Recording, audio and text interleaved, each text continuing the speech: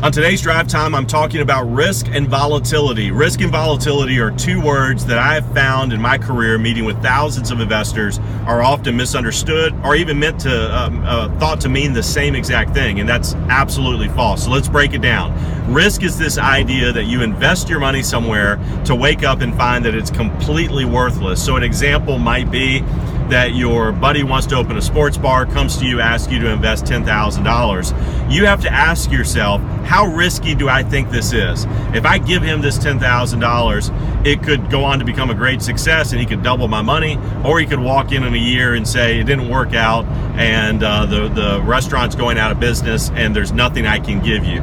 That is a measurement of risk. It's going to be a lot higher for something like that, your buddy opening a sports bar, than it would if you invested in a stock like Apple, right? Apple could certainly go out of business and not return any of their dollars to investors, but that's a pretty rare occurrence. That's something that I wouldn't see as a really high risk, certainly not as high as somebody opening a sports bar. Now, on the flip side, what is volatility? Volatility is this idea that you invest your money somewhere and it fluctuates in value over time. So you might invest $10,000 and your investment goes up to 15, and then it drops to 8,000, then it goes up to 12, and it drops to 7. That's volatility.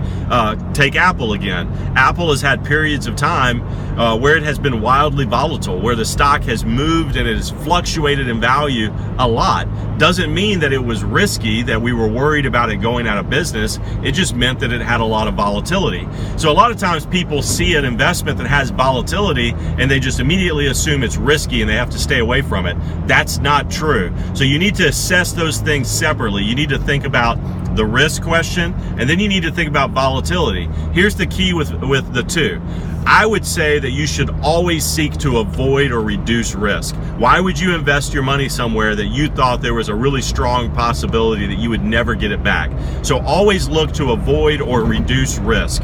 When it comes to volatility though, volatility, your willingness or your appetite for putting up with volatility is directly related to your opportunity for growth and return. So if you don't want any volatility, you could put your money in a savings account at the bank.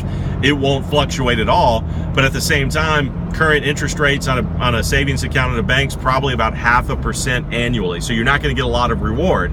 If you invest in something like an Apple stock, it might be really volatile, but it has proven to pay off a return to compensate for that volatility. So again, no guarantee that that would happen again in the future, but we've seen these patterns where stocks or investments that have come with some volatility or some movement have also paid off and produced some opportunity to compensate for that.